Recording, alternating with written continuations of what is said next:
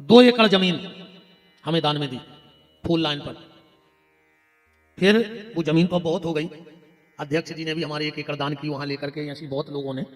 पर शुरुआत श्री डीलन सिंह जी ने की। हमारी गौशाला में हमारा संकल्प है कि दूध वाली गैया नहीं होनी चाहिए, ठीक। अंधी, लंगड़ी, अपंग, अपाहिज, बूढ़ी गौ माता की सेवा होती है। वहां एक छोटा सा हमने अपना घर भी बनाया है। वृद्धाश्रम नाम हमने इसलिए नहीं दिया उसका कि अगर हमारे जो वहां वृद्ध रहेंगे वो कभी घूमने जाएंगे और लोग पूछेंगे कहाँ रहते हो, अभी कहें वृद्धाश्रम में, तो अच्छा नहीं लगे। तो इसे हम लोग को नाम धरो है अपना घर। अब उनसे को पूछा कहाँ रहते, कहें अपने घर में रहते हैं। सब बात खत्म हो गई, आगे पीछे की हो गई कि नहीं हो गई, सब बात खत्म हो गई। वहां पर तीसरी व्यवस्था ये है कि हमने छोटी छोटी व्यवस्थाएं करके 10-5 लाख रुपए का टेंट वेंट कर दिया। खूब बर्तन रख दिए ले लेके, 5000 लोगों की प्रसादी जैसी चाय बना लो। एक आध हल्के पतरी टेंट वारी के बासन कम पर जाए, पर गौशाला में न पर। हमने कल बताई थी कि जेल में ऐसे गंजा है, बिल्कुल उनसे गंजा हमारी गौशाला में है कि तुम तेल ले हो, इतने बड़े बड़े गंजे धरे हैं। वहां एक व्यवस्था हम लोगों ने ये बनाई है कि कोई भी गरीब माँ बाप अपनी बेटी की शादी करे। गौशाला गौशाला से नहीं लगाते भैया।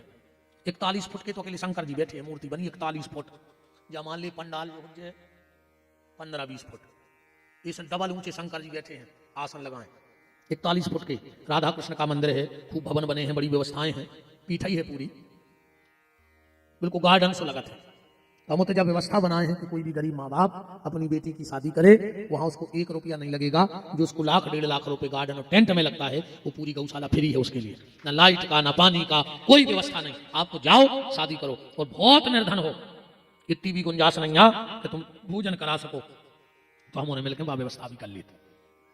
हाँ, भोजन पानी की भी हो जाए, राम सब व्यवस्था करा देते। अभी 23 फरवरी से 23 फरवरी से हमने पंडित जी से भी बोला था, भार्गव जी से रात में दुर्गेश के यहाँ बैठे थे, वहां भी बोला था। एक कथा है हमारी, कथा तो हमारे छोटे भैया करते हैं, नवीन बिहारी।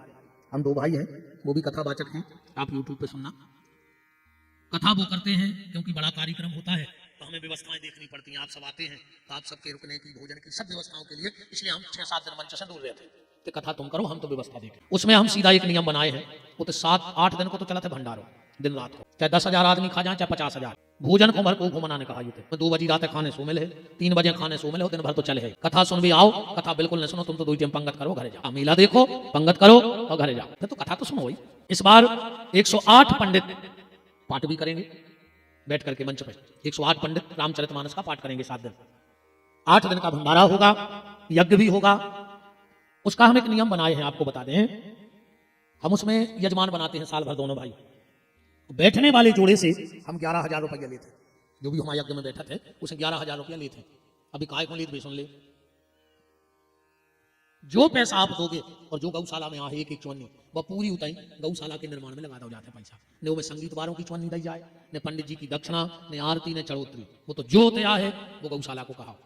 क्योंकि हमारी प्रतिज्ञा है, जिस दिन हमने गौशाला की नींव रखी थी उसी दिन हनुमान जी की कसम खाई थी कि हनुमान जी अगर तुम कलयुग के देवता हो, कलयुग के देवता हो, तो हम तुम्हारी कसम खा के कहते हैं, जिस दिन इस गौशाला का एक अन्न का दाना, पैसा नहीं अन्न को दानो, हमारे या हमारे परिवार के खर्च में चलो जाए, तुम हमारे पूरे परिवार को सर्वनाश कर दियो। अगर तुम में दम हुई तो पूरे परिवार का सर्वनाश करना, अगर एक अन्न को दानो खाएं।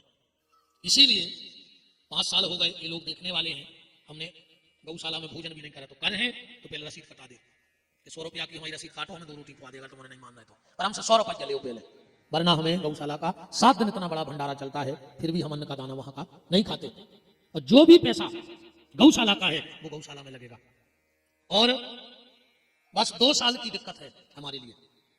2 साल बाद हम अपनी बेटी का विवाह कर देंगे। हमारी बिटिया है, हम उसे बाबा जी नहीं पहाड़ महार बारी के जंगल में दे घर गृहस्थी बारी है, भैया बहु दद्दा है, बच्चा है, बहू है, बहन है, सब है। तो हम फिर रंगी बने, फिर तमाशा हम बाहर ऐसे बाबा यहाँ भीतर से तो धरी हम पापी, एकदम बाहर ऐसे बने, फिर आपके को जाने बहुत बड़ा महात्मा है, उनसे नाम संत मंत्र नहीं, हम कहीं नहीं, बड़ी महात्मा है। बेटी की शादी के बाद हमने नर्मदा में खड़े होकर संकल्प कर लिया है कि माई नर्मदा, अगर हम अपने वचन से फिर जाएं तो हमारे मुंह में कीड़ा पारियो।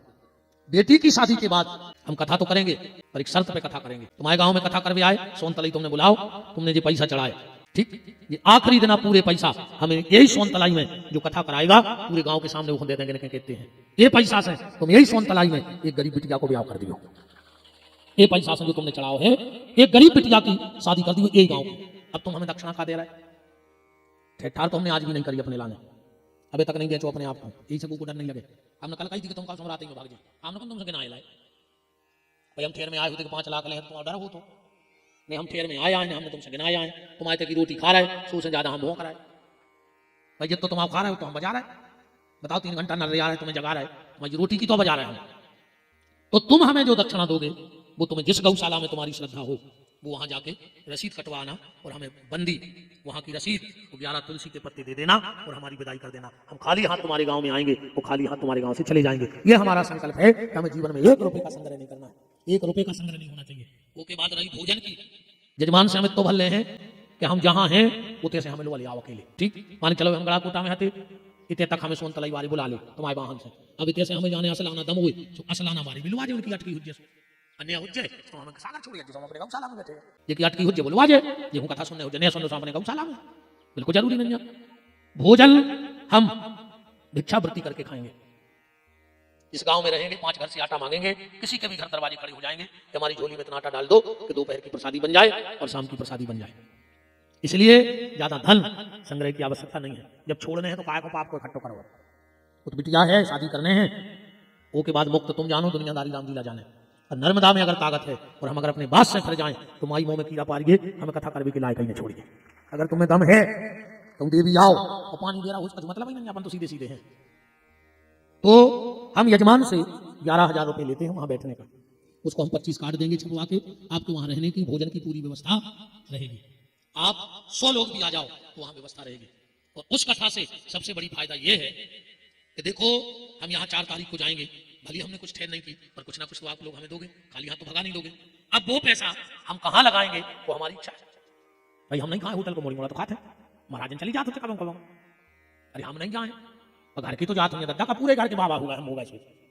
अब वो पैसा कहाँ जा रहा हो वो भगवान जाने, पर उस कथा का पैसा 8 दिन का भंडारा 108 पंडित पाठ करेंगे और तुम्हारा पूरा पैसा उस गौशाला के निर्माण में लग जाएगा। तुम तो मर जाओगे हम मर जाएंगे, पर एक परिवार को ऐसी धर्म की बेल लगा के जाओगे कि कई पीढ़ियों गौशाला तो रहे विपिन बिहारी मर जाए, राजकुमार मर जाए, बसंत बाबा मर जाए, कौन और राजकुमार जी होंगे, कौन और बाबा होंगे, कौन और विपिन बिहारी होंगे चलावे वाले, हम को हमारे बेल खाए बैठे मारे हैं तो भाई, पर अब वो गौशाला कभी बंद नहीं होगी। एक पुण्य की बेल ऐसी लग जाएगी तुम्हारी परिवार को, अगर उस 11,000 में 5 गैयों को रेवे की व्यवस्था बन गई तो कब नो बंदत ने भी 5 गैया जब हुआ गौशाला रहे। अगर आप में कोई यजमान बनना चाहे तो अभी आप अपना नाम पता मोबाइल नंबर लिखवा सकते हैं। दूसरी बात, अगर आप कुछ गौशाला के लिए दान भी करना चाहते हो तो बिल्कुल जिससे जो बने सो देना। हम व्यास गद्दी से आपको ये वचन दे रहे हैं, आपका धन गौशाला में लगेगा, विपिन बिहारी के यहाँ नहीं जाएगा, 1 नया पैसा आपका हमारे घर नहीं जाएगा, और बूढ़ी अपंग अपाहिज गौ माता बूढ़ों की सेवा और गरीब बेटी के विवाह में लग जाएगा, हमें लेना नहीं। और हम खा भी ले हैं तो तुम्हारी नजर से बच गए, हनुमान जी की नजर से नहीं बच सके, क्योंकि कसम हम उनकी खाए हैं। गौ माता का धन ऐसा होता है, शास्त्र में लिखा है कि ब्राह्मण को अगर कोई गैया दान कर दे, वो ध्यान से सुनियो जितने अगर पंडित जी हमें बैठे हो तो, अगर कोई ब्राह्मण को गौ दान कर देता है और वो गैया नहीं दे पा रहा और उन्हें 1100 रुपया महाराज को दे दे, भूखे मर जाइयो पर भी 1100 रुपया अपने घर खर्च में लगाइयो। अगर गैया के नाव पे पैसा आए हो तो 1100 रुपए का खरी चुनी चारा भूसा लेके गैयों को खिला देना। अगर एक भी अन्न का दाना उसका खा लिया तो भगवान छोड़ेगा नहीं, क्योंकि गौ माता का हक गोविंद नहीं बचा सकता है, ब्राह्मण तो छोड़ दो और किसी को तो छोड़ दो। ना कोई महात्मा, ना कोई संत, ना कोई साधु, किसी की औकात नहीं है कि एक अन्न का दाना गैया के नाम का बचा सके, भगवान सर्वनाश कर देंगे। इसलिए यहाँ जितने ब्राह्मण भी बैठे हो, मेरा हाथ जोड़ के निवेदन है आप सबसे, अगर कोई गैया देता है तो बहुत अच्छी बात है, और गाय के बदले आपको पैसा देता है तो भूखे मर जाना और उस पैसे से घर खर्च मत चलाना, क्योंकि गाय गाय है, गाय के आगे कोई नहीं है। गोविंद भी गाय की सेवा करते हैं, राम भी गैया की सेवा करते हैं, ऋषि मुनि संत महात्मा भी गैया की सेवा करते हैं, कुछ तो उस गैया में। तो आज ऐसा संयोग सब बन गया, ठाकुर साहब भी आ गए, हमारी पूरी टीम भी आ गई, तो हमने अपनी बात आपके बीच में रख दी। आपको लगता है कि हम गौशाला के लिए कुछ दें तो देना, नहीं देना हो वो भी जबरदस्ती नहीं है।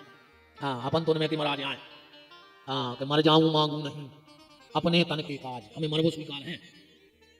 और भी साधु महात्मा भी नहीं जो 24 घंटा ऐसे ही हाथ करत रहे। मैं तुम्हारे सब भिखारी जो काम संतों को थोड़ी आए, महंतों को थोड़ी आए कि हाथ फैलाएं, नहीं।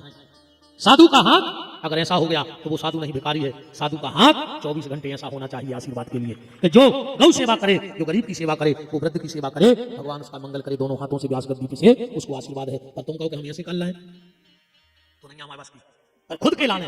पर हाँ, मर जाऊं मांगू नहीं अपने तन के काज, पर परमार्थ के कारण मांगने आवे लाज। अगर मेरे मांगने से कोई गैया बचती है तो हम बेकारी हैं। अगर मेरे मांगने से कोई वृद्ध माता पिता के रहने की व्यवस्था बनती है तो हम बेकारी हैं। मेरे मांगने से अगर किसी बेटी का विवाह हो जाता है तो विपिन बिहारी सबसे बड़ा भिखारी है। इससे बड़ा भिखारी दुनिया में कोई नहीं। पर हाँ, आपका एक अन्न का दाना नहीं खाऊंगा, ये व्यास गद्दी की साक्षी है, भगवान की साक्षी है। आप जैसा दोगे वैसा ले जाके इन लोगों को दे दूंगा। अब ये लोग कहाँ लगा रहे हैं, गलत लगाएंगे तो इनकी जिम्मेदारी है।